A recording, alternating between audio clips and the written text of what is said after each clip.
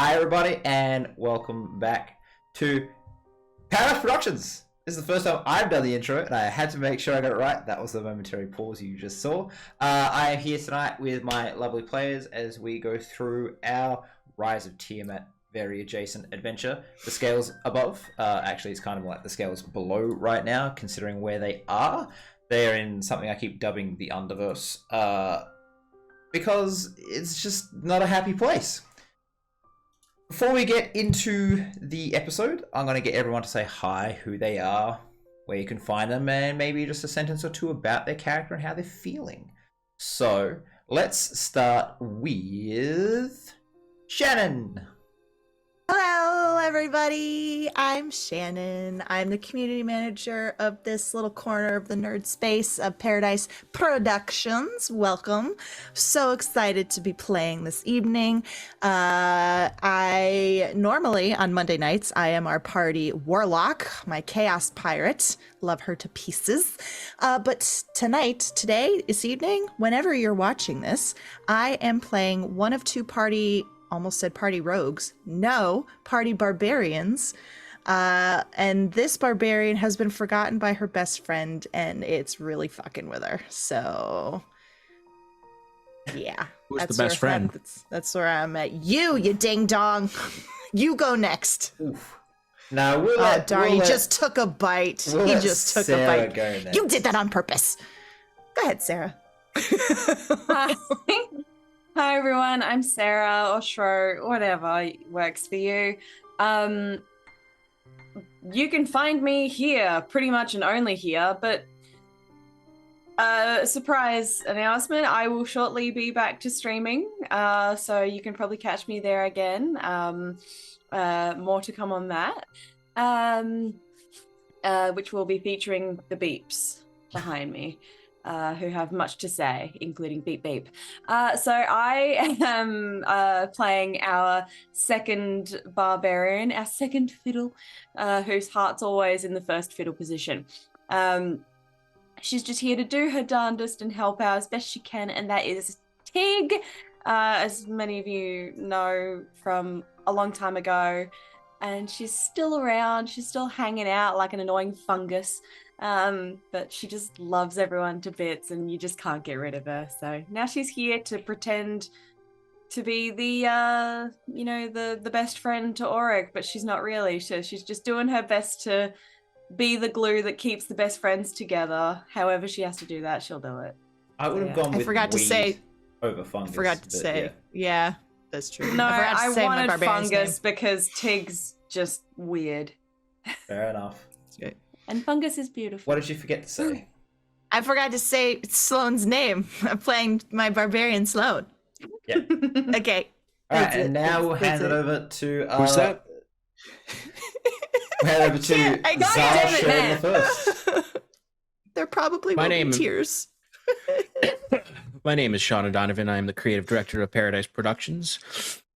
And I play Auric Solaris, the little god, the weaver of stories and time, soon to be full god, hopefully. But unfortunately, a part of that is a curse that has happened that has made me unable to see somebody and have instead projected all my memories with that person, that barbarian, on my other barbarian. So... as far as Auric is concerned, and I am concerned in this current moment, everything is as it should be. Except my best friend has a weird imaginary friend who keeps crying. Okay. In that case, I'm going to get I'm going to need a box of tissues to do the recap. I know you usually don't. Just do it just quickly so Sean can eat. I don't. No, I finished eating. You finished eating? Then Sean can do the recap. Look how me and Shannon can do it together. Fast. Oh, that would be fun. Two barbarians who are just really trying so hard. I don't think Shannon can handle this right now. I'm going to give it to Sean. I would like to see the barbarian recap. No, thank you. Even if Shannon's just supporting. No, thank you. Because I do have more food. It's just food I could eat at the same time as recapping. Was our last session Completed the last of the puzzles. The table of things? Yep. With all the ingredients? Mm-hmm. Yes, Awesome. and before or after that, we had our. Well, first of all, Shannon crushed the puzzles in the last session. Oh God, yes. We would not have been out of there if it was not for That's right. Shannon. The puzzles. And Sloan, actually, because Sloan's got a big brain. Yeah, I liked the what was it? Was reading Bravery? Was it bravery? The bravery was keeping your hand on the thing while the walls were closing in. Yep. And that one I got right away. The spell components one. And then the spell, oh yes, that's what it was. The spell components. I was able to put together what spells we needed to solve that riddle. And the way we played it was that I had learned from watching Auric, which is why I knew, because Sloan canonically is very bad at reading. I'm not going to say she can't read, because when she started she couldn't, but she's been working with Auric, so she can read a little bit, read and write a little bit. But yeah, that was a really fun puzzle. I liked that a lot. Yes, so that's literally to my give some notes context to this, Auric completed ascending and became stars, or at least a starry humanoid shape. In that exact moment, Tig and Sloan, well, Sloan completely disappeared to Auric, and all of his memories of her were imprinted upon Tig. So he believes that Tig has been adventuring with him for the last couple of years or however long.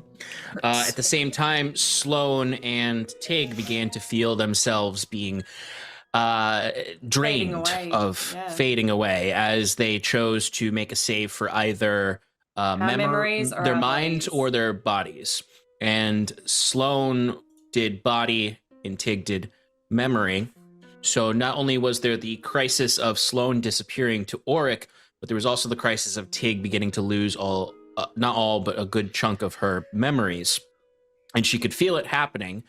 And Auric gave some words to try to calm her down and to bring her back to it. And in the process, did not realize that Sloan had disappeared. He just thought he was comforting his best friend. And as we calmed back down, we continued with our puzzles. Still not 100% calm, but with a determination towards what is next. And the first puzzle was the bravery one. All the while, Auric could not hear or see Sloan. And Tig came up with the brilliant idea of saying that Sloan was her imaginary friend to try to get Auric at least to listen to the things that she was saying. Auric just assumed this was a way for Tig to deal with her trauma right now by communicating these things through an imaginary friend. And Auric would forget the name Sloan immediately after hearing it, as we went through these puzzles. But truthfully, thanks to Sloan, we got through the two puzzles to open up the doorway to the next chamber. Now, I don't remember exactly the end, though. I know it has to do with the next thing that we're going to do. I know what we're doing next, but I don't remember exactly how the session ended, though. Session ended with you guys walking towards a closed door. You didn't actually cross the threshold. Oh, okay. I thought we did. I don't. You're right. I think I had a quick look at the VOD, and I'm pretty sure that's where it ended. I could be mistaken, but I guess we're retconning because we've had to shuffle a little bit around. So this is how it's happening anyway.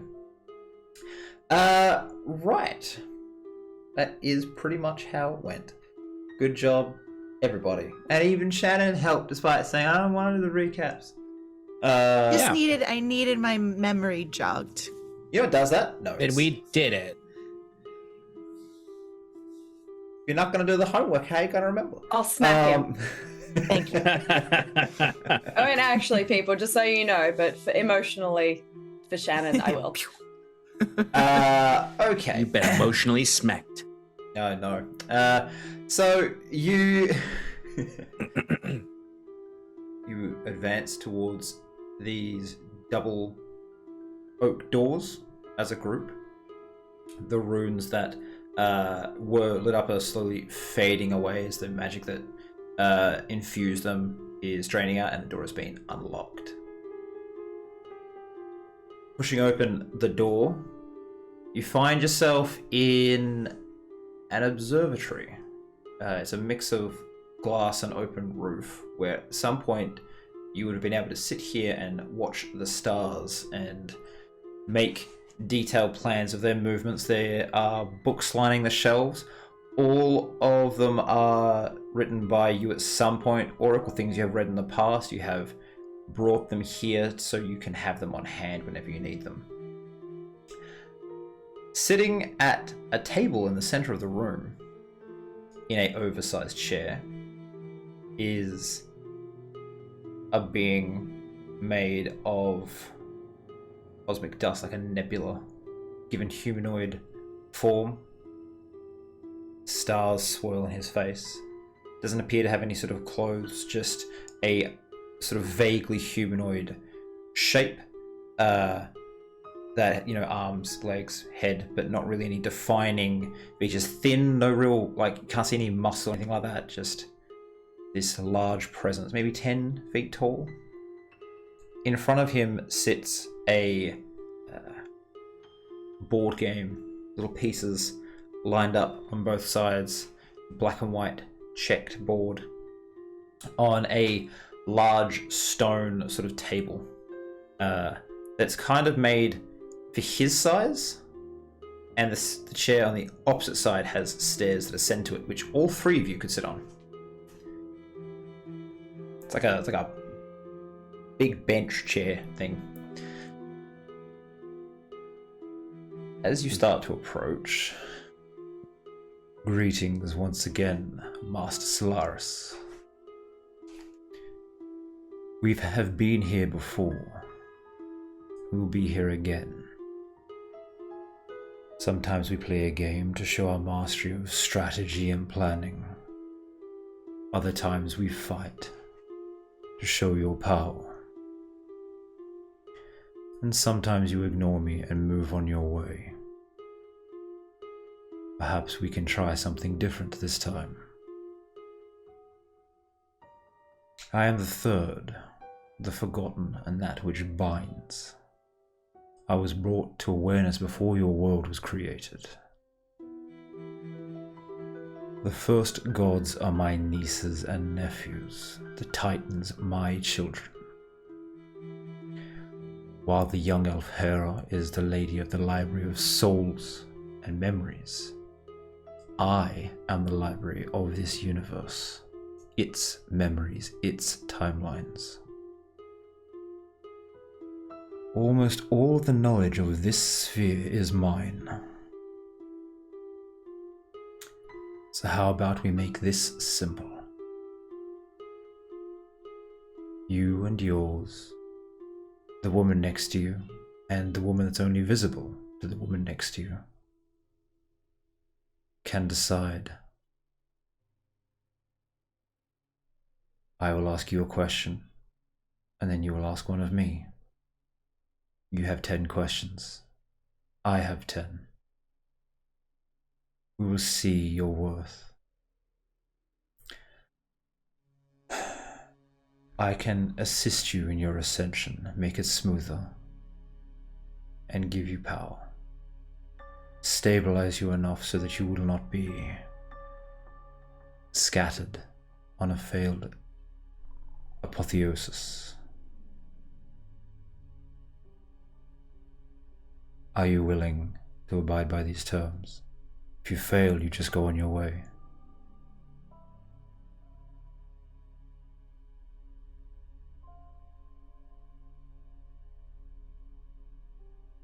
Can I delve into my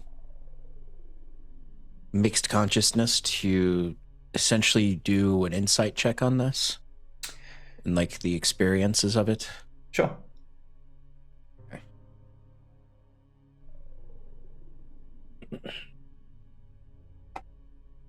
Oh, hell yeah. Insight 27.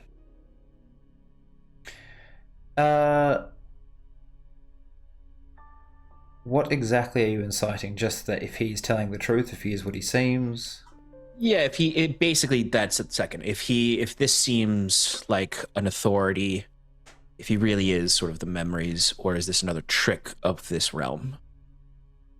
The words as they came to you didn't so much come from a mouth that moves and more reverberated through you. It wasn't just a mental thing. You could feel it vibrating through your bones. It was a note of telepathic energy that just shook each of you. All of you heard it. This creature, the presence it gives off, is the same sort of thing that happened when you met Half, but 100, 1,000 times more powerful. An avatar of something, maybe not the true part. He is being straightforward to you. He seems almost uncaring, like this is just a step he has to take. And throughout your collective recollections, as you quickly scan the memories of, because the Aurics that came to you were more or less all of the Aurics that were concurrent with you. They were all the Aurics that were within, say, 5 years of your age. Just, you know, there's no point you getting opposed to future Auric Aurics or future Auric. It was just all the timelines, separate, you know, that would line up with you. None have been here before. None have seen this creature, but they're not really separate entities right now. But you would get the feeling that all would have just awed you. All would have been in awe of this, more correctly. Okay. I would step forward casually, not checking back with Tig. Make a performance check for that casually, thanks, because I feel like if you're walking into the presence of like something that's like the third before all the gods, you're like casual stride. Even if you're ascending, this thing might be a little bit.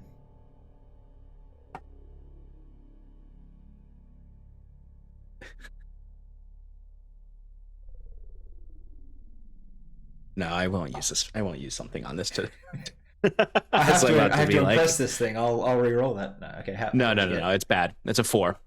Okay. So both of you, both Tig and Sloane, watch as Auric takes a faltering step forward. He still has some because you're still covered in robes. Are you in your usual form, or I am in the mortal form with my mask of many faces. As he steps forward, the robes ripples like he's stepping through a wall of. I say wall of force, I mean the actual spell, but like a wall of force that, as soon as he crosses that threshold, starts blowing him almost backwards. The mask of many faces just rips away like shredded paper, showing his own starry form below it, and it's like he's heading into a strong wind at the moment. But he's walking forward. I would say at feeling that, and then stepping feeling the being rebuffed back a bit just by the force of the presence and not anything necessarily active. I think I would just say, almost like Auric is. I'm looking up and shouting as if he's a lot further away from me and high up above me, even though he is, but not so high that I should be shouting. But I would just say, finally, an authority. Dips his head as I would ascend the steps. Do the barbarians as follow? As if this whole adventure has just been Auric waiting to speak to the manager. Yeah. That's it. Karen the Weaver. Coming. I'm gonna grab Sloane's hand like a toddler. And say, Well, chest, strong arms, and we go. What is the point, Tig? I don't know I can be helpful here. He can't see me. I can't touch him. I can't. I'm useless. I should just sit here. You're not useless. Without you, Tig still be stuck back there alone. And without you, Tig not know how to say fancy words. And without Sloane, Auric still be stuck in a tree. Probably skin and bone by now. Or torn to pieces and eaten by wild animals. Possibly even Tig, because Tig not let food go to waste. But he thinks that was you that cut him down from the tree. he's allowed to be wrong. See this? It's not no point to it. Tig can't do this alone. And Tig promise I never leave you behind. Okay, I promise the same. Good. Because even if Auric can't see you, just because he can't see you does not mean that you are not there. Okay? Okay. Okay. Let's go. Yeah, time out for a second. Sarah, just quote the Santa Claus. Maybe. Yeah. That's from the Santa Claus? I thought it sounded familiar, but I love it. I love it. I love it. What part of the Santa Claus is that from? Bernard says to someone, I think. No, I believe, it's Love Judy. It's Judy, the little elf. Yeah, that's it. Who's seeing someone in Yes. wrapping and makes her hot cocoa. Took her 15 years to get it right. yes. And he's like, I don't get it. There's no point to this. And she's like, you're missing the point. So. Love it. I'm a child. Yep. We'll ascend the stairs, all of you. This being watches you closely, Sloane. Just as you ascend. At least what you can tell, the head seems to turn towards you. You ascend. Can you see me? Just nods once slowly. Is it just him that can't see me? I thought it was all gods. Shakes his head, it's not just him. Can you help? Can you fix this? Can you make it right? Hold on. You Sorry. have- Remember, we I'm only sorry. have 10 questions. Oh, And I can't count. I'm sorry. That was 2. How many was that? I look over to the being. I'm like, how many was that? He just ignores you for the moment. Oh no.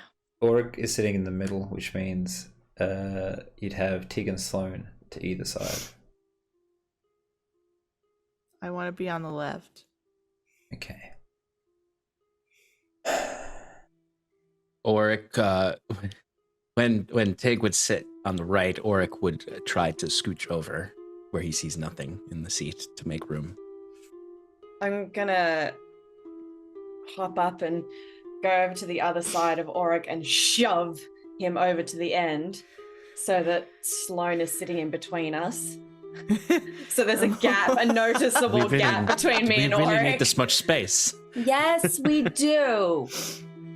It's important to Tig. You don't want to upset Tig. And never. Thank you.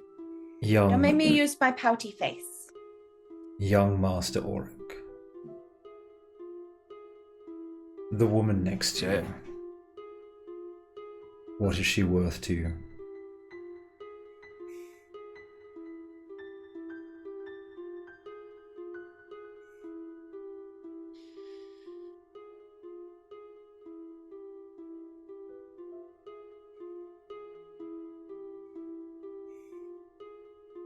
I'm looking right at him even though he can't see me.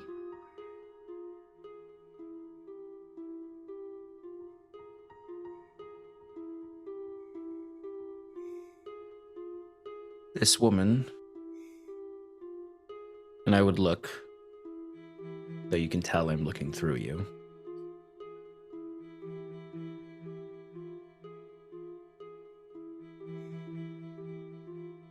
Is worth Nearly everything. A whole nother life. Quieter life. Where I made it somewhere. Along a road a long time ago. But she is worth all the conflict that has come with it.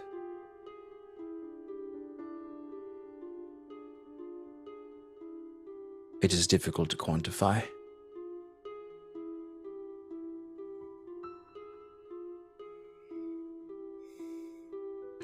She is worth all the gods above and below.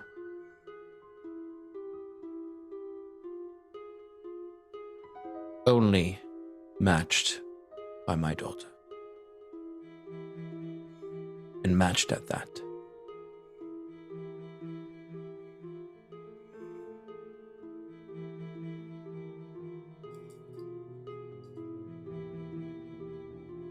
Understood. You may ask your question. If you need to discuss with your allies, take time. Yes, please. I would look to Tig. If he is what he says he is, then he is but a memory. So we must ask questions like that.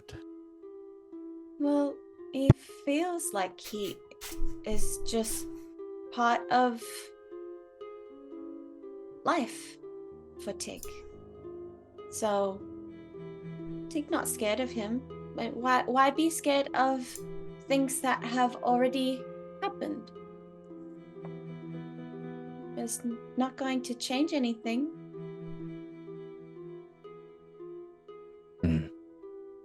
Someone else once asked me about changing those very things. Don't do it. But what I mean by it is not to fear him, but like life, I don't believe he is here to offer solutions, I don't but think information. yeah, I don't think he here to offer suggestions either. I think he here just to tell us what we already know, but we're just not listening. Remember, you need to listen to tummy time. Sometimes we not listen to tummy time, and we need someone to tell us what we already know. If we were to be, let's then think of it that way, Tig. If you were asking your tummy something, what would you ask?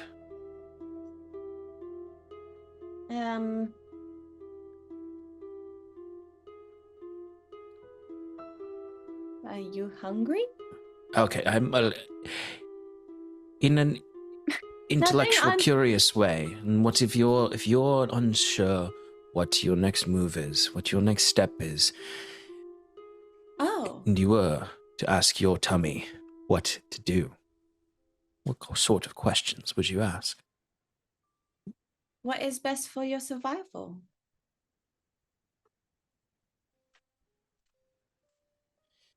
Because if, say, there is a mummy deer in a forest and there is a hunter need food. And there is a deer. Hunter could shoot deer, but then find out there's babies. And then babies will die and there's no food for next season. But if hunter don't shoot mummy deer raise baby deer, so there's extra food for this season and next season. So what is best for hunter's survival? It might not be best for how your heart feel, but it's best for how you survive. I fear that his responses, and Auric, I just kind of like look over at the entity and back to Tig, are going to be more akin to an encyclopedia than a book on philosophy. And that he will tell us the deer migrates every spring at this time, and the deer has this many fowl usually, and this many this and this. And You will make the choice. I will not tell you what to choose. I could tell you answers of my own philosophical bent, or I could give you straight answers, like maybe taking one fowl would provide you food for a short time and provide food for next season if there's more than one baby. But don't tarry too long here. Tig just want to, or Icky, Tig just want to know if there is, because Tig already know what she wants and kind of knows how to get there, sort of. But more important is to know if there is a way to fix your memories so you remember, or your brain knows and accepts about Sloane. Tig imaginary friend, as you think. Is that the name of it? Her, yes. Yes. Is Tig friend and is very special to Tig. Therefore, I think I used that word right, is important to you. You did. Thank you. So What does your imaginary friend think we should ask? I think she probably want the same thing. What do you think, Sloane? I do. That's what I want to know more than anything, is if we can fix this, if we can reverse this. So if we can fix it or reverse it, or how we can fix or reverse. Or if this What being is- is able to do it. Okay. From your mind, Tig, what is this problem? I don't understand. I can't ask a question if I don't understand the situation. Can Tig ask There is a a- question? If you run it by me first. Okay. But what is the things we need when we're asking this creature the questions? We need to know and be specific about what the issue is. Remembering a woman who may or may not exist is not going to necessarily get us the answer we want. But if there's a reason I can't remember this person. There is a reason. Tig want to know if the damage can be fixed. What's So damaged? If someone get Your knocked, memory. yeah. So if someone forgets something, that forget is gone. Can that be? I understand. I understand what Tig the worried that damage happened to you. is. Tig just worried that happened to you and want to make sure is correct.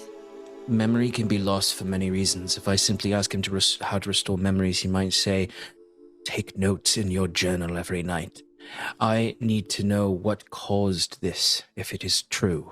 What broke my mind?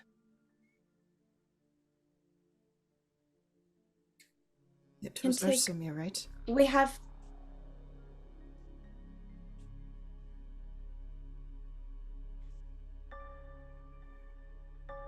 I think. I look to take. We have more than one question, right? Yes, we have more than Yeah. one question. Yes, Okay. that's our question. That's our question, yes. We be quick, we be quick.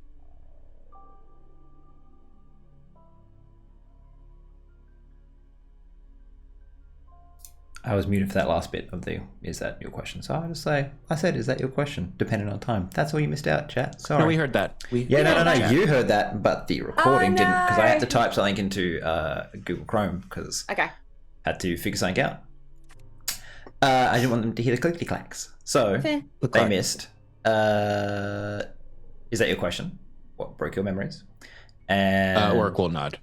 And As Tig says he yes. said, and she asked if we have more than one question. And he said yes, depending on time.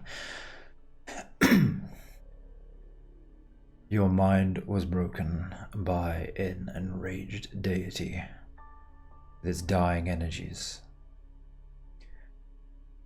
cursing you beyond even a wish spell. There are ways to remedy this, though it will be arduous. There is a presence out of phase with you.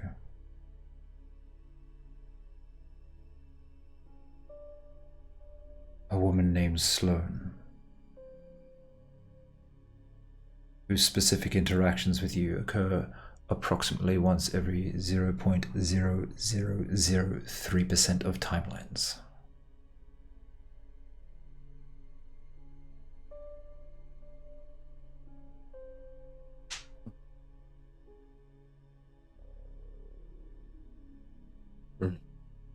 Rather low.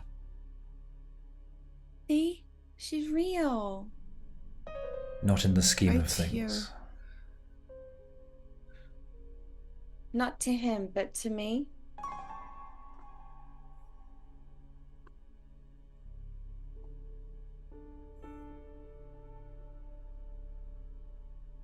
Or do I remedy my mind? Or actually, I'm sorry, but I suppose you have a question before that. I do.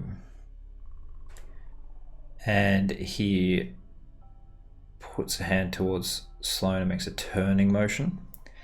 And she appears next to you. You can see her. All of your memories are restored for the moment. Do I feel anything? You feel nothing. You don't even All right, really cool. realize it. To you, I'm just Auric doesn't staring at you, change. teary-eyed. Yeah. Auric, in your mind, Sloane, is just thinking. Because he's put you out of sync. You can see her. She doesn't see any change in you, whatever you do right now.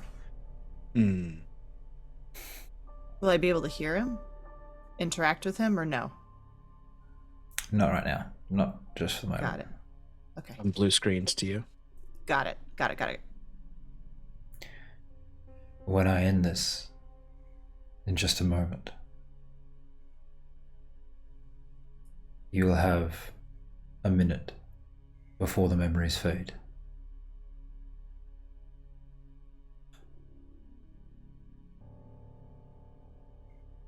He puts his hand up, turns back the other way. Sloane disappears, and you have Auric probably staring at you right now, or through you as you've just disappeared. And his head kind of was facing forward, like it just sort of like ghost movie, like snaps towards you in like a shuddering sort of motion as time and space sort of fixes itself. What does this woman mean to you?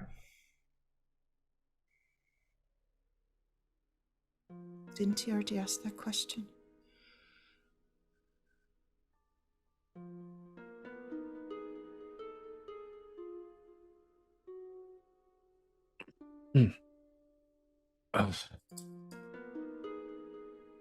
Everything. None of this would be possible without her. She's worth a happy life. Somewhere else, with silly problems. And she should be allowed that. Are you aware? Maybe you are not.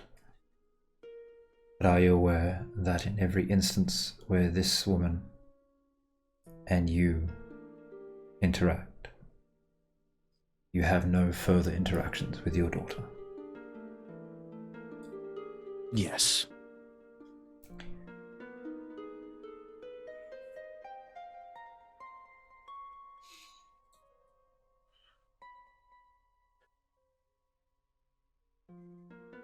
He was a much less wise man on that road.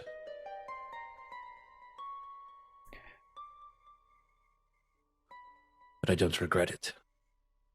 Your wisdom and her friendship are worth a daughter's lack of father.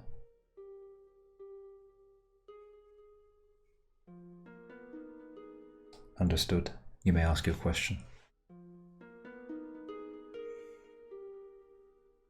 And does she disappear? Yep. Along with any Is the memories have now faded as well. You had a minute from when he did the thing. Do I feel those rapidly fading? I would generally know if I have like one last thing I could say before it goes away entirely. Like literally 3 words. You may say your 3 words. Sloan, go home. It's not. And then I stop. He said my name. He said my name. Does he remember Grab me? her hand and squeeze her hand. He does not I try remember and- you. But he said my name. It He said it. You matters heard it, not. right? I wasn't imagining that. Mhm. I Come on, gave we have him to be the quick. memories for a brief moment. Sloan, I know it's hard, but we have to be quick, okay? Auric, We will get through this. Yes. your offspring and hers.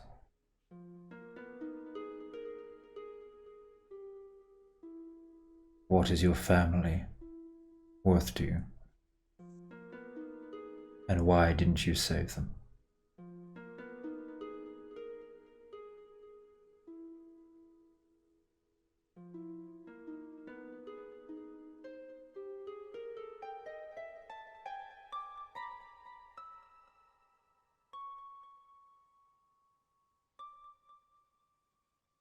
In the quantifiable terms of a heartless bastard. Godhood. But in truth,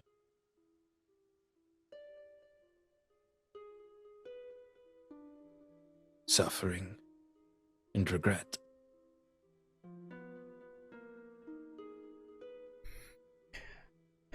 That which has made me more mortal than I've ever been.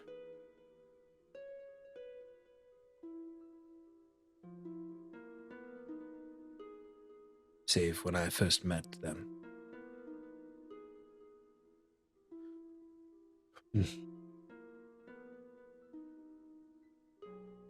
So is it to be understood that you left your daughter on a quest for power, which leads to godhood, which has led to godhood. Like many stories, one seeks power to remedy something, and that power destroys it.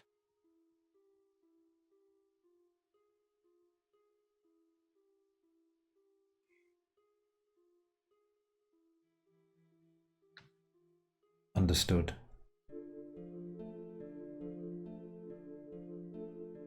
You may ask your third question. You asked a lot of questions. I've Be asked very- one for each of yours. Auric asked one, and Sloan asked one. Oh. Okay, very clever. What will remedy my mind?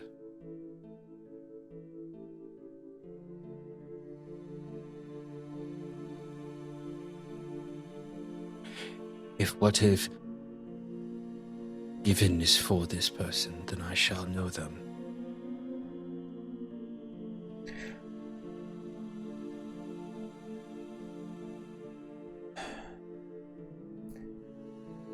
The cost of remedying your mind is almost everything.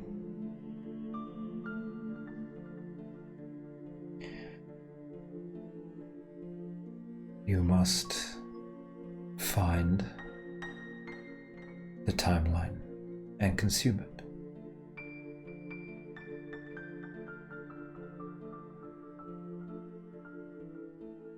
Key points of data line up that make her existence matter to you and yours matter to her.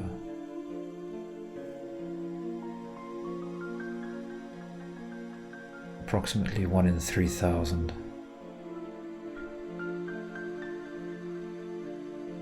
If you're willing to shuffle those cards and forfeit those souls,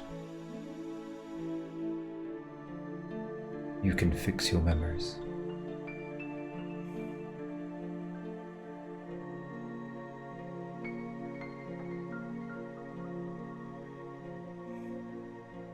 Though it is not attainable at your current level of power. You may ask a question. I'm giving you one extra, as I am aware of the weight of this answer. Can I ask? Of course. What can I do to lessen his burden of restoring the memories? It was my doings, my actions that caused the anger in the being that placed the curse. There has to be something that I can do. Name was Rosen Red. That Yeah. anything. I will do anything. He's everything to me too. You will need to garb yourself in something that can be seen. Something from a different place. Outside of this sphere or timeline. Okay. I can set up at the expenditure of considerable energy. A door, a choice. Usually when you move from one room to another in this underverse, you don't get these sorts of doors. Find a forge, make yourself something. He will see it. You remember it. But he won't see the wearer.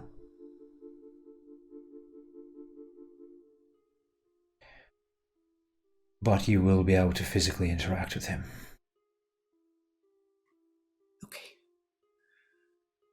Okay, I will do it.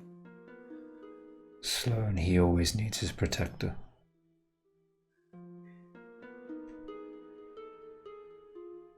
Auric is a being of great power, but you are the crutch that keeps him going.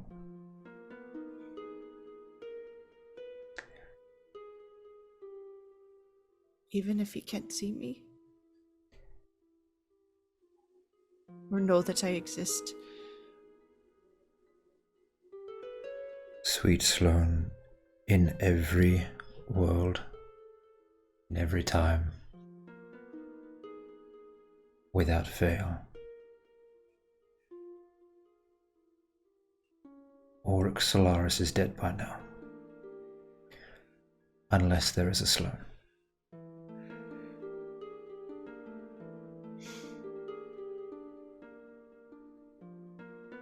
Thank you.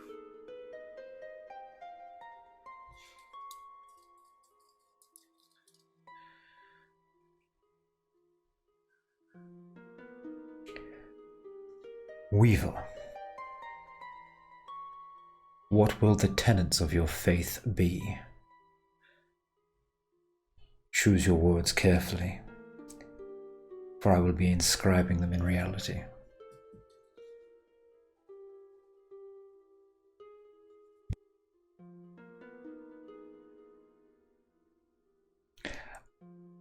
I like how I think Sean's just opened a document, so I feel like he's done his homework.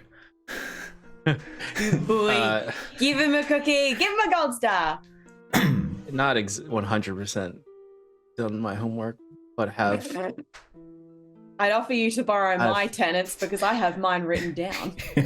I have previous deity creations that match up well with Auric. Okay, okay.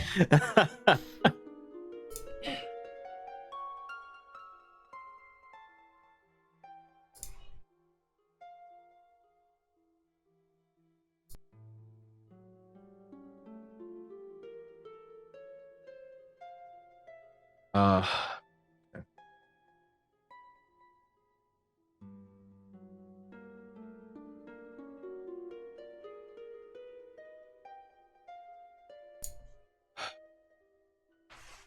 the tenets of my faith. Faith.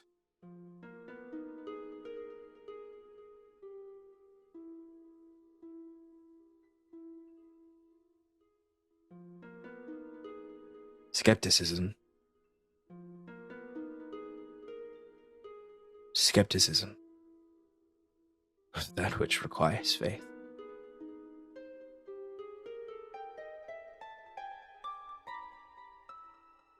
Testing and criticism.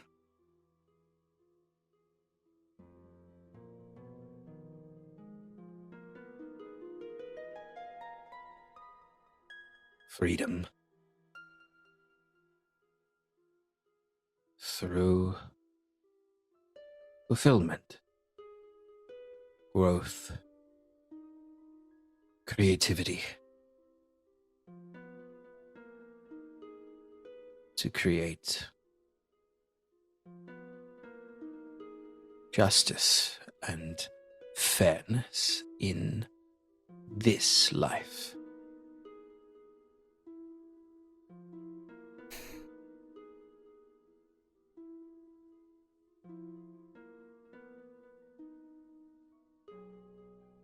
The only one that matters.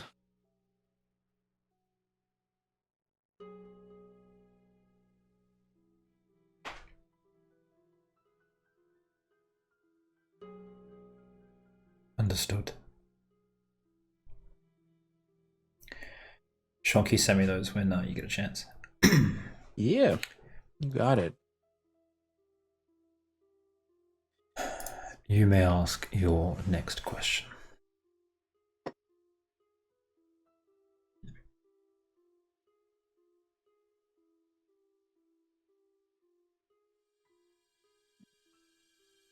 I open up my little bag, just pull out a finger and just start numbing.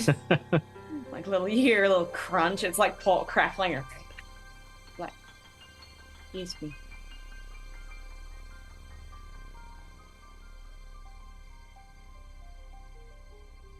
I'm sorry. I just Tig don't really have much to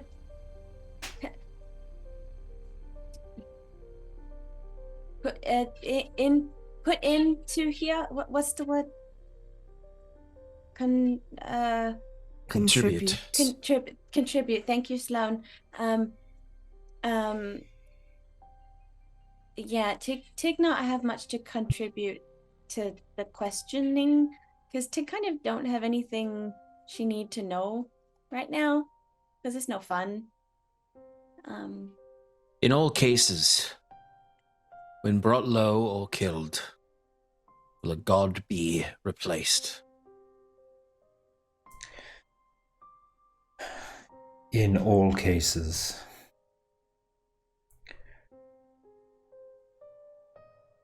their domain will fall to another, whether that is a replacement for a new god or taken on by another.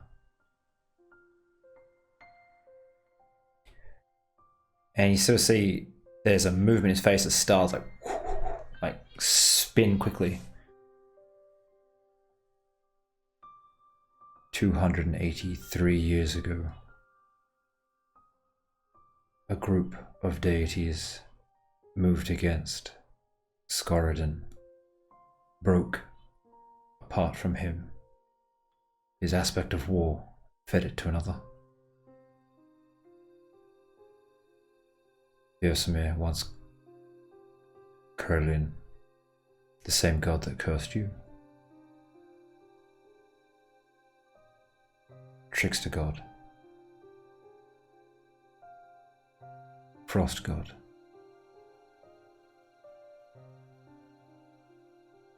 It was like he's reading something in the air.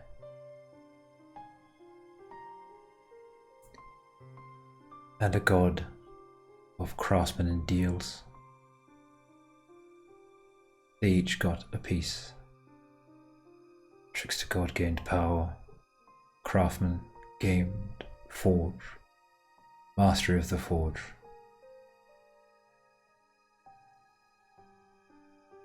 And the frost god gained the savagery of war. Scorodon changed from god of mountains, earth, dwarves, and warfare and forging, to the god of dwarves, mountains, and victory.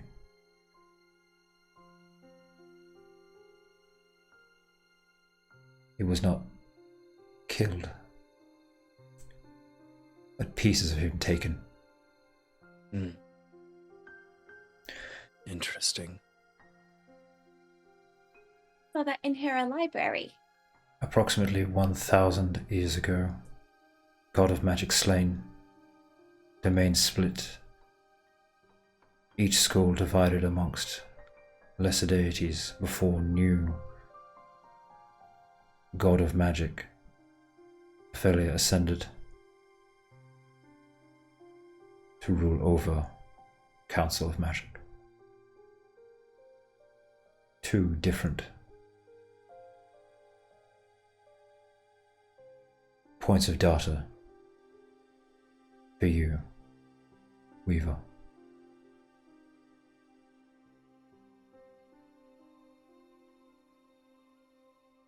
You may wish to do something similar yourself to cement yourself in the heavens.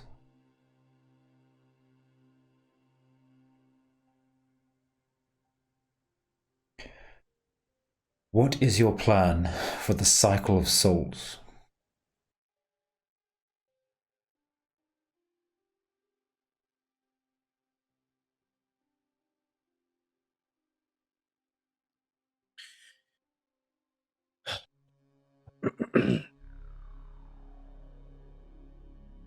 An interesting subject, no doubt. I have been working, not in a little while, but I have been working on my own manuscripts regarding such things. But cycling of souls, I suppose there must be a process.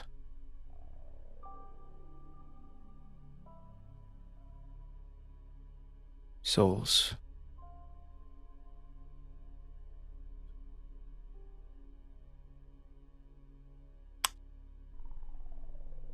I don't. I have instincts born of mortality.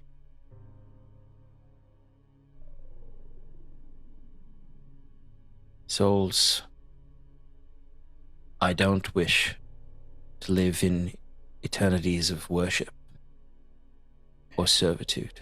Do you understand the cycle of souls as it currently sits? Enlighten me, if it should be one of my questions. Perhaps it should. And I'll give it you a is. simple answer. Dependent on the plane and where these souls go, they are used up in one form or another until the binding energy that makes that soul who it was fades. They're returned to an energy of light. Most call it a positive energy plane. It is the motive force of all sentience.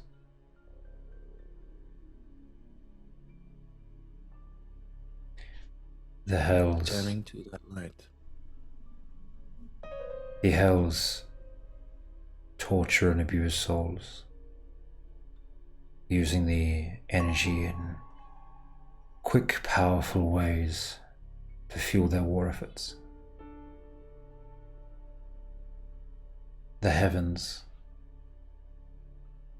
they allow the souls to live in peaceful harmony, allowing a slow release of energy till the soul fades away blissfully.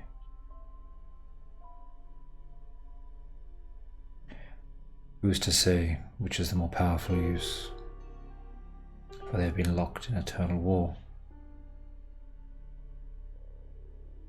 But the hells fight wars on many fronts, and the heavens sit happy in their towers.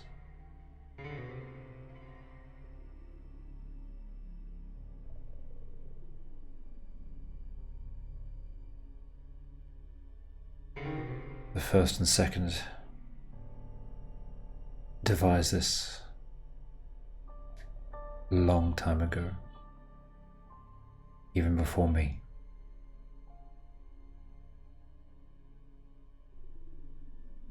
I believe I may have read about that. Well, And this is a binding system, a binding fate. To fade back into the light or suffer.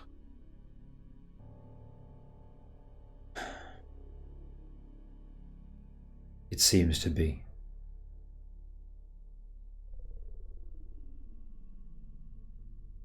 This system continuously gains energy as more and more people are born. Growth is exponential. So the act of birth is a generative force. It's not a recycled force like it is in nature. For the material body, I suppose. Material and etheric are different. While everything material, yes, is recycled. The constant influx of new souls being fed through and returning.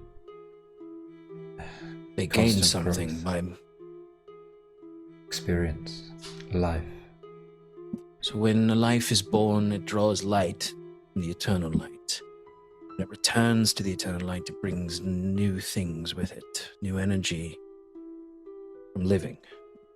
Indeed. The first created this system. It was chaotic. Things run rampant. And she would get bored and reap billions, returning those souls directly to her, skipping this cycle that the second had put in place. He did not appreciate the chaos of it all. So they fought. So one died, and so one fell. And I watched. And that is your cosmic position. Observer, recorder. Order. I make sure one step is taken in front of the next. Always. What of the mind?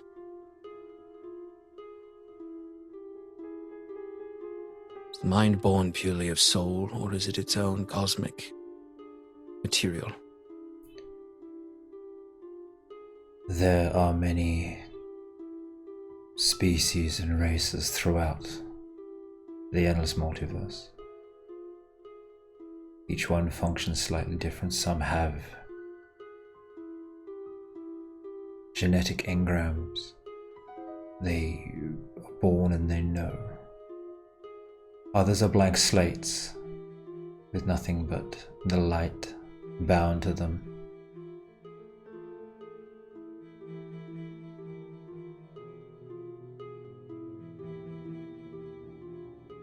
Light and darkness are always in balance.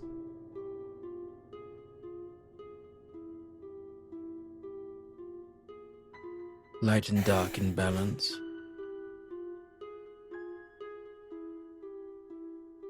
And the dark is grown through the suffering? No, the dark is grown through life. I see. Souls are ethereal, mutable, and slippery things that will not stay where you want them to be. But, as necromancers have found, a little negative energy will keep things in place.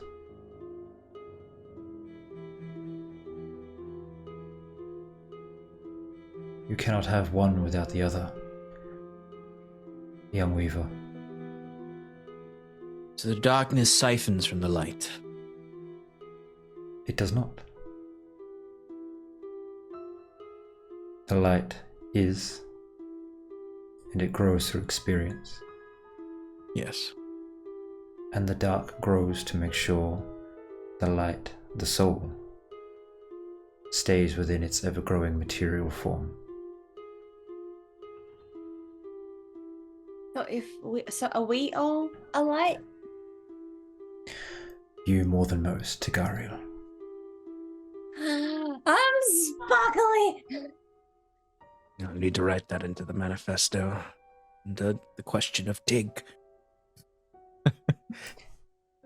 So this darkness grows in response to the experiential growth of the light.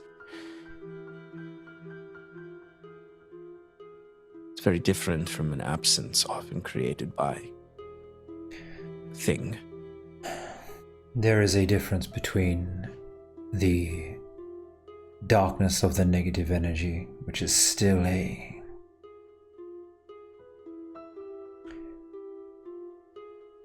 without wanting to confuse words and terms, its own substance, compared to the void, have a void, different... which is the emptiness and the nothing. I believe you've met. Oh, yes, I have met, and I still believe that these are all misnomers, and if I had my say in the eternities of things, we would have different words for these things. Do you want your say? I suppose that's what this is all about. You've been asking question on question on question. Yes. You have very little knowledge of how things are and what was to inform what will be.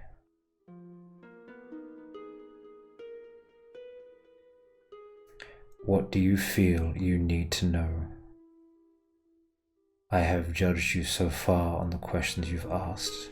Your thirst for knowledge quickly overreaches what should be asked. Your need to right wrongs does you a credit. Your analytical mind, and your understanding that sometimes necessary sacrifices must be made. Almost everything. Implies that you would let these two perish if it meant saving what needed to be saved.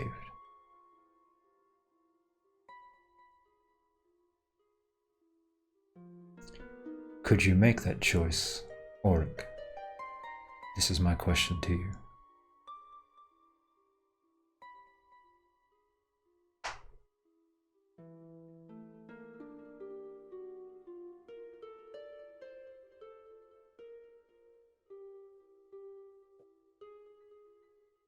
Given the knowledge and information I have, what I've learned over spending time with them, yes, certain sacrifices are necessary. I believe I could make that choice, if it is the choice to be made. But I would not want to make the choice if I could not. I would rather it be their choice. And of these two, I know what they would choose, I believe. Sometimes you need to find the steel in yourself to do what must be done, no matter how hard it is, for those you need to lean on are not always there. Tigariel, I said I would like it to be their choice. Tigariel, would you sacrifice these two if it meant saving everything? Everything as in the whole world? Yes. Yeah. Because everything, like, Tick should not sound so cold about it, but that's Tig's job, is to make sure everyone keep moving forward. Otherwise we get stuck and left behind, and then you get eaten or you die. So everything has to keep moving forward, and everything eventually has to come to an end. But you don't always get to choose when you come to an end. So if Tig had to save the entire world, Tig would have to do that. If it meant like Tig had to go, Tig would do that. But it's not fair to put the whole world dying on two people who I love. If I didn't know two people, it's still the same. It's not fair to say, if you say one person in this world will die and you save everyone, but you don't know who that person is, most people probably go, okay, great. And they not feel bad about it because they not know who that person is. But it should still be the same, that you might not know who a person is, but it's not fair. So sure, those people might be dead and not obviously know that that was the cost, but Tig will know. And Tig not a good person for doing that. It's not the way of survival. So Tig has done her job in life, and if that is Tig's purpose, to help everyone, which is Tig's purpose, is to be there to help other people. If that is the cost, then yes. But also it obviously be a cost for them, so... Tig, Yeah, you're rambling. sorry. You see, these I don't philosophical questions.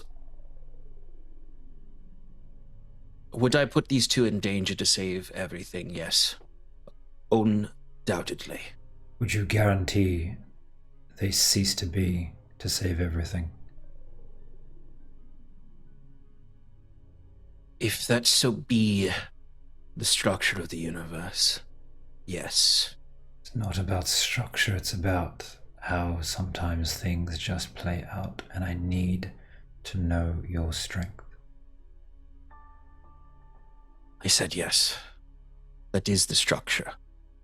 If that is your implications in the question. This is why I grow tired of these sorts of questions from the world, forcing me to see the horrors of another universe. I understand these horrors. I understand that there may be a day when someone holds a sacrificial blade to Sloane's neck. I don't know Sloane. To Tig's neck. And I may have to slit it. Okay, Tig can't die. Sloane Yelsa. How about yourself? Would you be willing to sacrifice these two?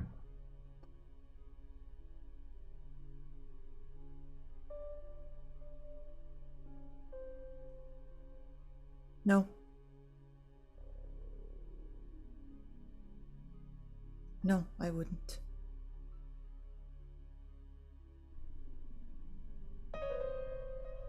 They are the only two. The only two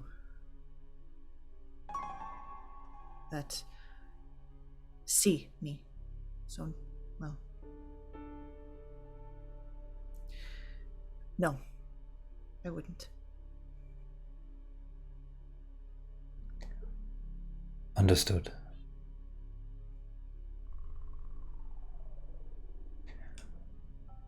You may ask your questions. Your last question.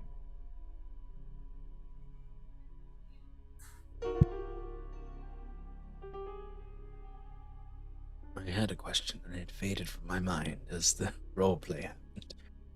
What was my question? I should have written it down. I was going to ask about Isabella Lucian, but You have time we to should chat probably amongst discuss. Chat amongst yourselves, you need to. Take a second. I'll just sit here and kind of just dance a bit. Maybe not. I Like will. that. I will. Like, I think I would like huddle over to Tig, and like at first think like he can't hear us, and then realize this thing is a cosmic entity who could probably hear everything. And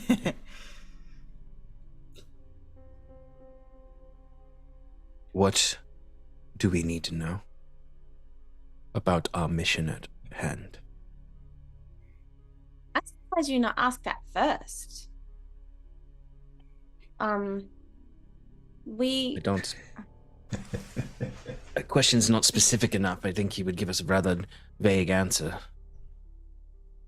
I know, but we kind of don't know where we're going anymore, and we don't know who That's we true. fight next, because Very we came true. here after we go through a hole in a boat.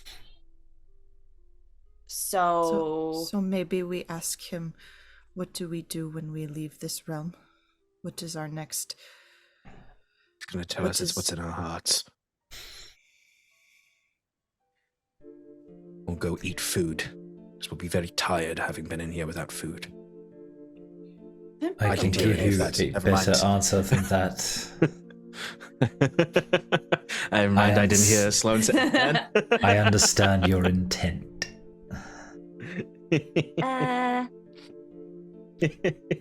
so I mean, We ask what our path forward is. What does it look like in detail?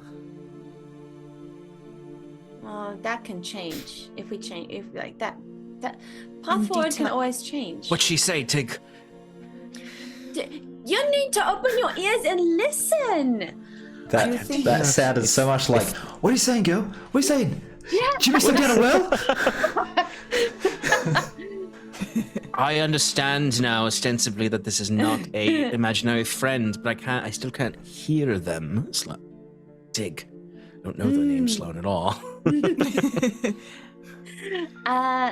Well, she said we should ask about our path forward in detail.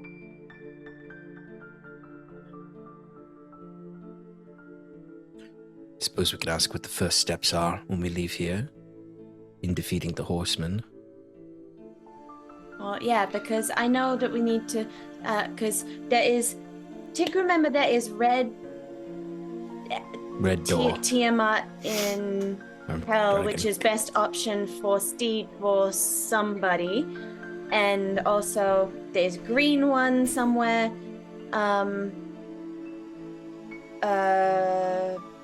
which means we need to go back to Hell, I think, which means to get a cookie this time.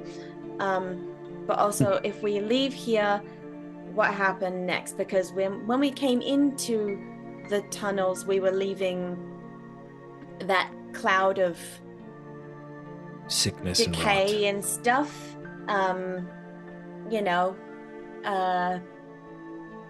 Pestilence. That You wish to know what is waiting for you. would be nice, so we can prepare if we can prepare. Yes, we don't even know how long it's been out there. Can we ask a multi-question? Like, how long have we... So, what is waiting for us on the other side? And how long have we been in here on outside?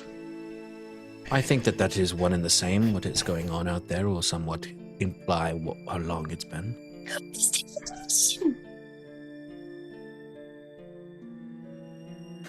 I will combine your intent from earlier with this question. No, have I sent you a message? I will look now.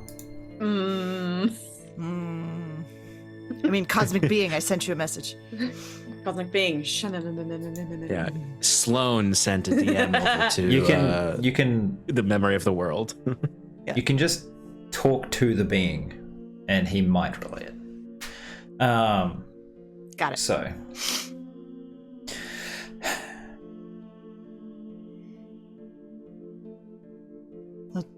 So please You- don't disappear when you answer the question. Tig wanted to say something nice. I would hear it.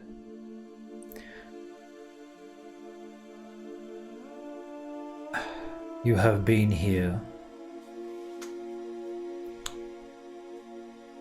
for approximately 3 years. It's all gone.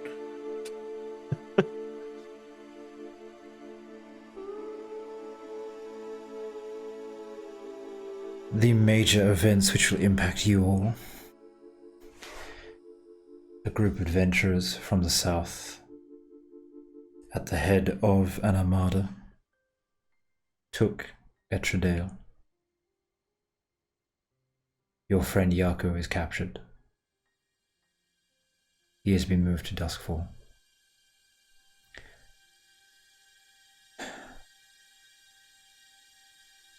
Currently, Tamel and Harding are held in Etchelone.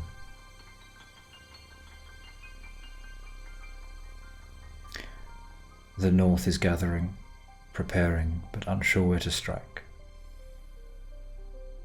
The adventurers which took Etredale followed you here but had a shorter path. They came across a bubble of time which they popped and were given information by a man inside about where you may have gone and where to strike at you, for he left to find his own way, to harm that which caught him.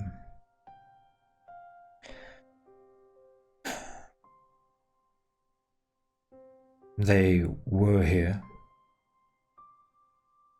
They advanced too far and found the devil atop the tower.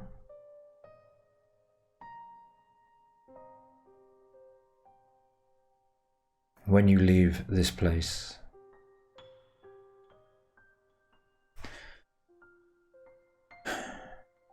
and not just here, understand, but this whole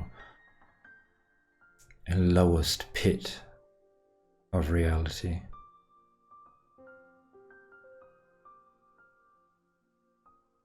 you could be dropped back damn near anywhere you wish. But my suggestion would be to flatten the garrison at Etchelone. Take back your friends. Sink the ships in the port and take one to your friends who lead the Northern Alliance.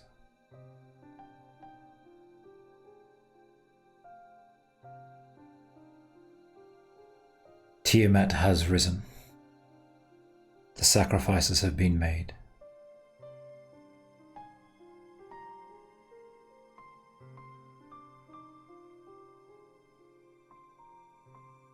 Or at least they will, within a day or two of your arrival. Combined dragons have put down one of the horsemen.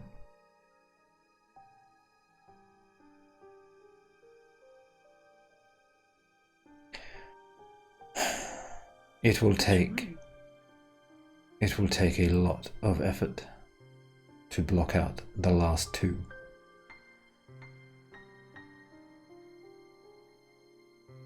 Your ascendancy, or to deity, to Weaver Lunaris, could be enough if you had the backing and power of more than just your own faith. If you can reach out to other gods,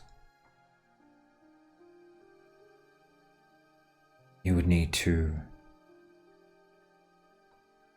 take on the role of the god of law who has, in his rigid follies, caused this problem. He locked the universe in a stagnant place, and it is cracking under the strain.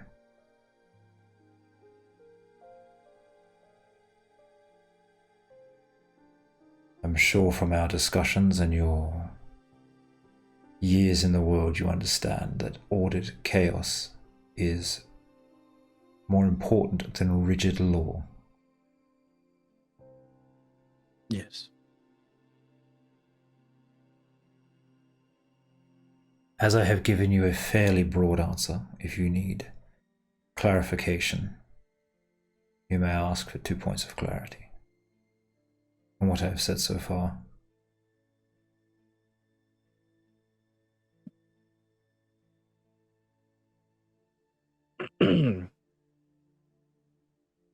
So I must kill God of Law. Take that power. You would not be able to do it by yourself, but yes, you would need to find allies. You will, upon returning to the material plane, have a chance to talk to priests, to send messages and thoughts and feelings to deities, to pray at their altars, request aid, and when you ascend, perhaps be given an audience.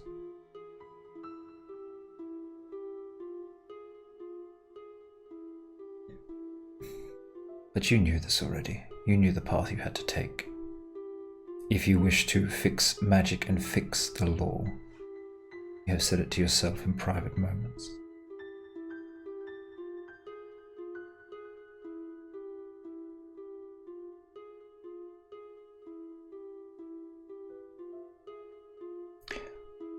One more point of clarity. Is there something you need to know about what I have said?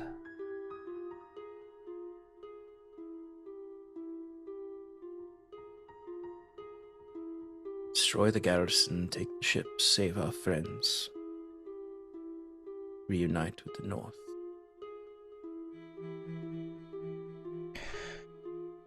Acquire allies amongst divine life. Take law, fix the universe. Yes. Which dragon did they put down? The black dragon was severely wounded but was not put down. Oh, because you said combined dragons put down one of the horsemen. Sorry, not Yes. dragon, horseman. Which horsemen are left? Diggy, need a snack.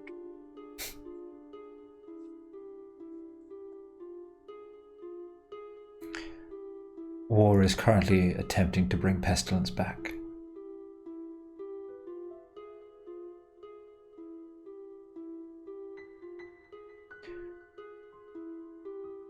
The South made a deal with the dragons.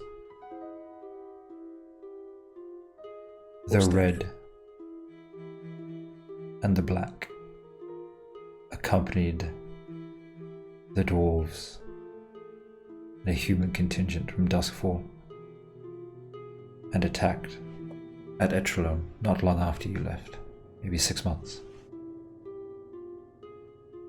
6 months, 12 days, 8 hours, 14 minutes, 7 seconds. They arrived. And what of death and famine?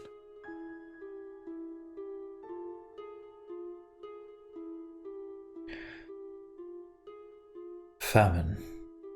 And he looks up, and the big black orb that's swiftly approaching, surrounded in bands of blood red energy. If you do not defeat the devil and escape this place, you will all be consumed. He has made a detour.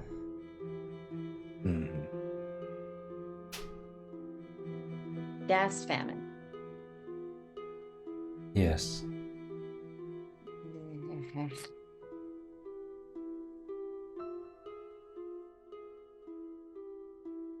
I am sorry. Auric. Rose.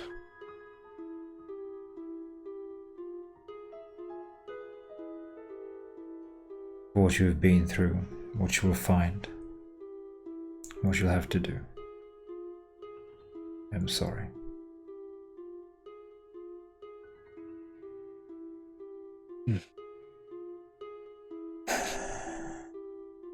Before we go, before we're done, can you make him see me? Just once. I just want to tell him one thing. Is that in your power? Can you do that? What do you wish to say to him? that I'm not going home. That I will stay by his side.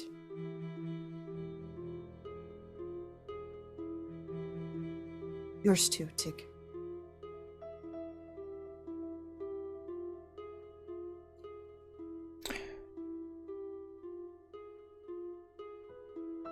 Sorry, Sloan.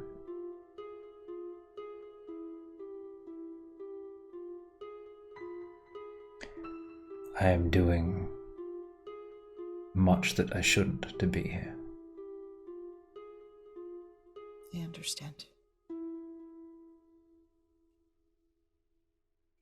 I have something for you. Quickly, what is it? Oh, I get out of my bag, and I produce a button, He will take it. and I'd like to shake his hand. Well, the form that's there, I'll just be like, It just kind of envelops your hand, and then you just kind of feel this vague, like cold sensation that just lifts away. And you can see the button is spinning through like space inside him. Thank you. We're friends now. Tig don't want to like pull your arm off, but Tig want to say thank you for helping us, and we're friends now. Always. What's your name? You tell Tiggy. It's a secret. Weaver, one thing before you go. Be aware the cycle must continue. Time must be as it always is. Yes. You will become more aware as you become more aware.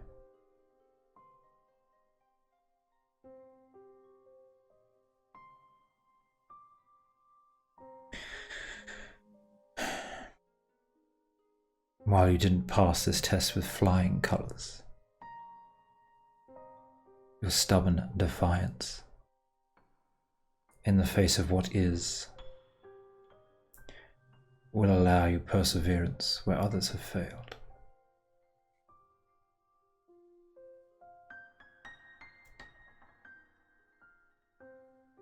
I will stabilize your energies, and provided you do not attempt to do anything too godly,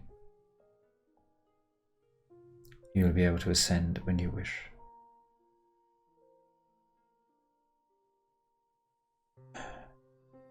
You will have 10 days from the moment you return to the mortal plane. If you have not ascended by then, under your own wishes, you will, forcefully and painfully, not just for yourself, but for anyone within 1,000 miles.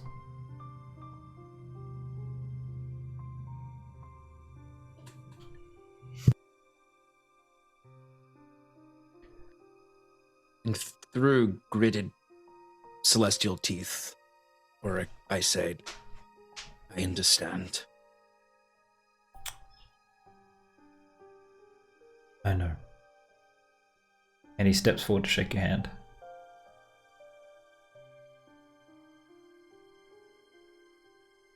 Auric returns it, but I would return it, but it's not super enthusiastic. As you grasp his hand, you become frozen in place. As his energy sort of starts flowing, and you see it like sort of goes up his arm, and your arm gets bigger as it flows through you and starts to envelop you.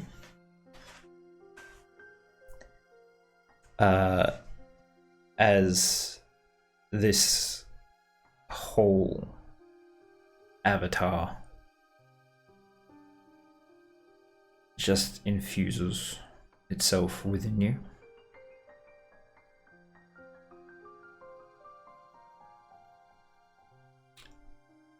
The moment you return to the mortal plane, you will more your body will still be able to take damage, but you are more or less going to be a walking, talking god. You have 10 days. At the end of those 10 days, you won't be able to achieve anything too much beyond what a mortal spellcaster can do.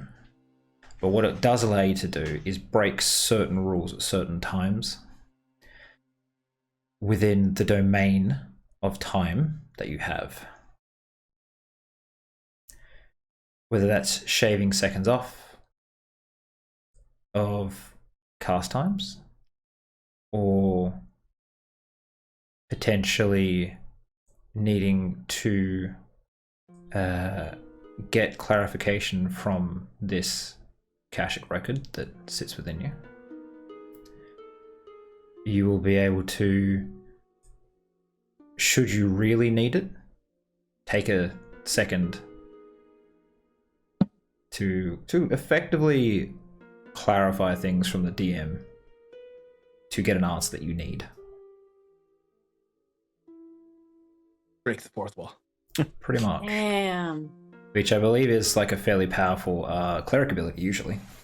But more what you're doing is just asking yourself and stopping time when you do it. Pretty cool.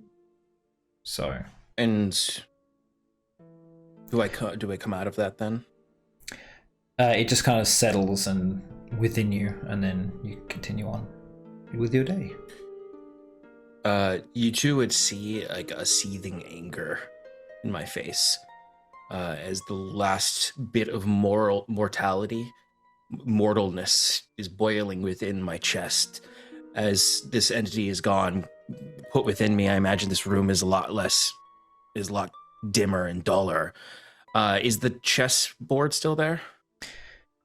It is, and you can also see layered on top of it about, what did I say in my notes? 1 second. Several 100,000 games overlaid on top of each other. From all the Aurics that have tried to beat him like this before. Auric would, like you've never seen before, almost savagely go up and grab the game and pick it up and slam it on the table as he begins shouting over and over again, "It's not fair! It's not fair! Any of it!" As the mortal face would reform on him and then rip to shreds again as it did with him, with the force in front of him, before he would straighten himself out and look to you, Tig.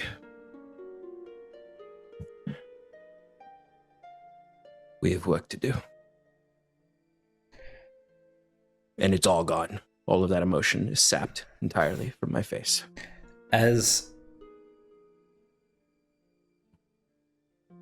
How many checks have you got left, Auric? 1. Roll it. I believe. Was it 1 or 2? This isn't going to forcefully think. You have your time. That's what he did for you. You did answer. I had answers I wanted from you and ones I would accept from you, and you kind of got right in between them. So I was like, all right, I'll give you it. Otherwise, you'd have had to do this whole thing just as a mortal, and that would have been rough. But yeah, because what was your last check gonna be? Sorry, I have 2 checks left, I think. Unless I'm mistaken. I believe I have intelligence and wisdom left. Or am I wrong? I don't, truthfully, I'm misremembering right now. I know I did con. So your last check was when we were in the room. Yeah, when I reversed time to revive Sloan. That was with the vases. And you had to do 3 there. So you did. Yeah. Oh, you're right. I did 3 there. So you you did did one 3 in at that the when you first stepped into the place. Yeah. Yep. You did. That was strength. Yeah. Did you do one between then and the wish? I don't remember. That's what I don't remember, because I know the wish I think was. he I did. think he just did, don't but I can't remember it either. I don't Before remember we which one walked it into the was. magic chamber.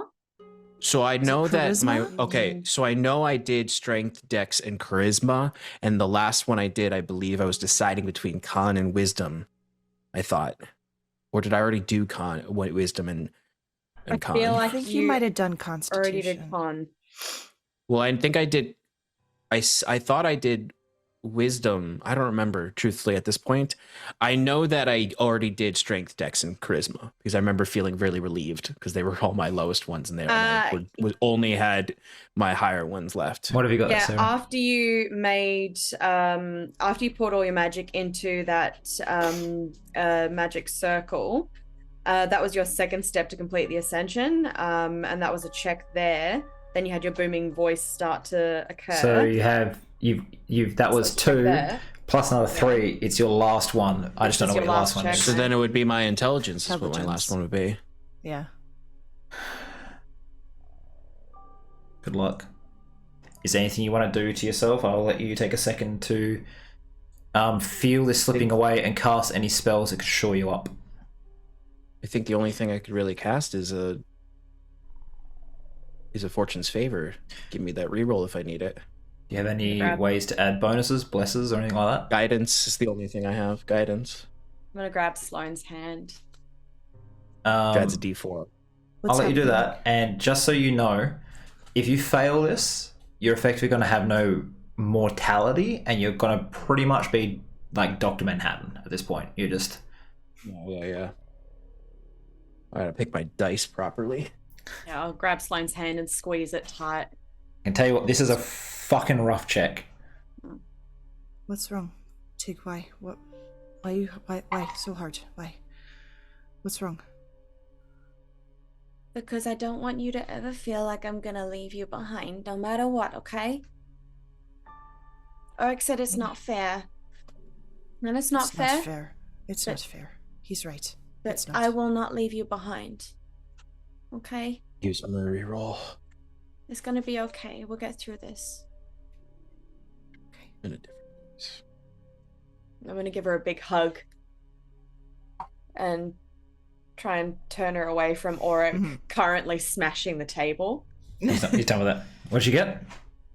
Thank God I had a reroll. I mean, the first one wasn't that bad, but I doubt it was gonna make this. Oh God. So this There's 2 32. thresholds here. 32? So I rolled a 19 and I got 1 on the guidance roll plus 12. Yeah, I'm sorry, that's my saving throw. No, these have been saving throws. Yeah, they are saving throws. You're right. Okay. So Otherwise, this would be impossible. Yeah, you'd be dead. you hit 1 threshold, but not the second. So you are very much, I guess, like Dr. Manhattan in this regard, because you have all your emotions, but none of the mortality attached to them. You understand that, you know, you can see every part of your timeline all at once. You know exactly what's going on. You can fish for other things that are happening, and you can trace their timelines back.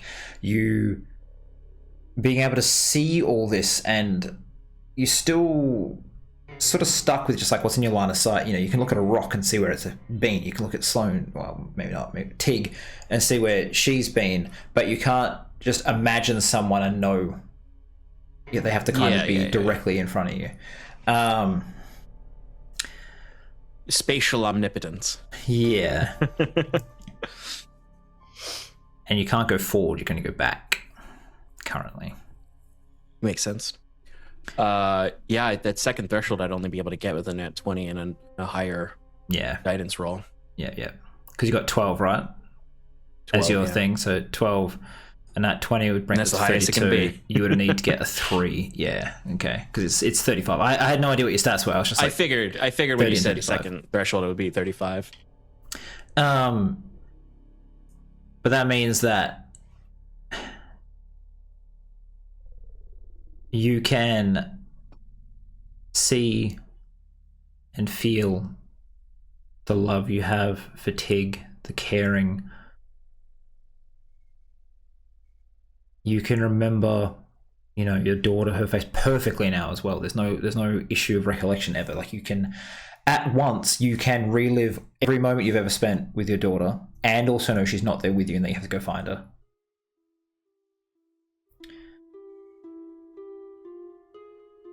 Feel like that feeling is what caused Auric to scream like that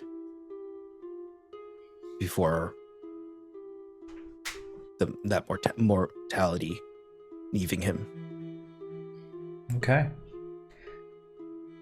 As you sort of take a moment, adjust yourself, I don't know if your mortal form comes back or if you just stay that sort of like cosmic thing. One other little bonus I'm going to give you, just because if you're becoming a god, why would physics matter anymore? You're effectively permanently under a fly effect that can't be dispelled. Nice. So you just go as you wish. As you, I guess, you start to walk, and you just kind of like Superman hover towards the door. Yeah. Essek. You will put your hand on the door, wait for your friends to catch up, and we'll end the session there.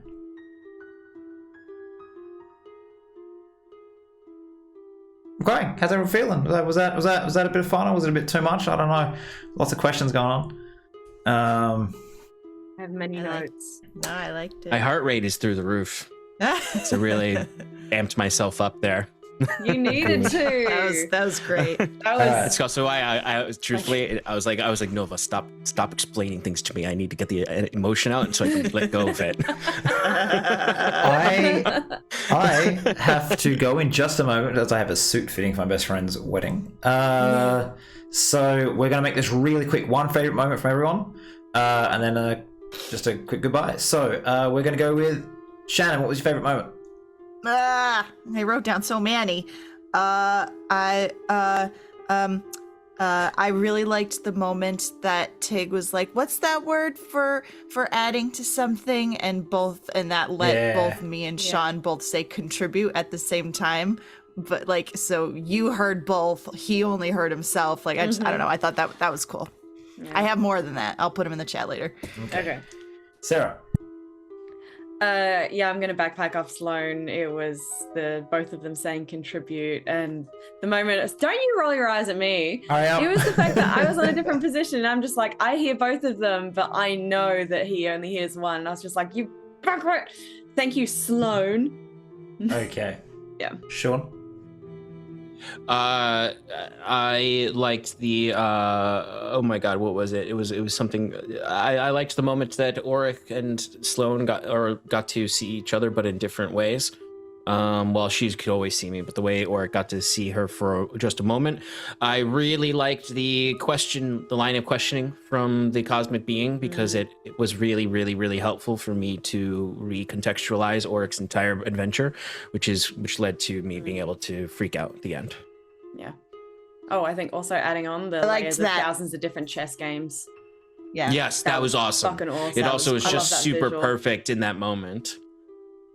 Loved that visual. I liked your outburst of emotion too, Sean. That was really, really well done. Really well done. It was great. No other Auric had done it. It was I liked that Sloan said, "I'm not going home." That was awesome. And that you, Sean, as soon as like matters of cosmology came up, you just like forgot that this was a back and forward sort of thing, and just asked question on question on question on question, and like you ate up all of them. And I was like, I will stop you in a second, but I was like allowing you to use some of it. Yeah. Because originally I was like, surely they're going to ask more about like the creation myth, so that you could recreate it if you wish to, so you can get the world you want. And then you're like, nah, what's all this stuff? So it was good. Yeah, no, it's true. That is true. Auric was trying to take context clues from what he was already saying to piece some things together, but it was good. I had such a long list of questions, and they legit are just like, who is this person that we saw here? Where did they go? And they're like very specific, pointed questions, so I can be like, we have answers now. I do have to Auric go now. So we're going to shut this down a bit early. Okay. Thanks for playing. I had a great time. It was a very roleplay heavy episode. But That was awesome. next session. We got combat is coming, though. The big Yeah. combat. The big combat. So We're gonna need yeah. coffees. Yeah, it'll be a long session. All right, cool. Wave goodbye to the camera, everybody. We're gonna go. Bye bye. See ya.